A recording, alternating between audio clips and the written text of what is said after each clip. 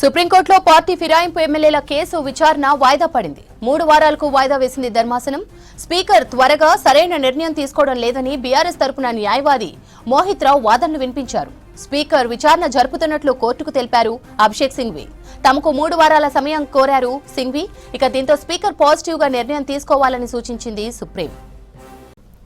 సుప్రీంకోర్టులో పార్టీ ఫిరాయింపు ఎమ్మెల్యేల కేసు విచారణ వాయిదా పడింది. 3 వారాలకు వాయిదా వేసింది ధర్మాసనం. స్పీకర్ త్వరగా సరైన నిర్ణయం తీసుకోవడం లేదని బీఆర్ఎస్ తరపున న్యాయవాది మోహిత్ రావు వాదనలు వినిపించారు. స్పీకర్ విచారణ జరుపుతున్నట్లు కోర్టుకు తెలిపారు అభిషేక్ సింఘ్వి. తమకు 3 వారాల సమయం కావాలని కోరారు సింఘ్వి. దీంతో స్పీకర్ పాజిటివ్ గా నిర్ణయం తీసుకోవాలని సూచించింది సుప్రీం.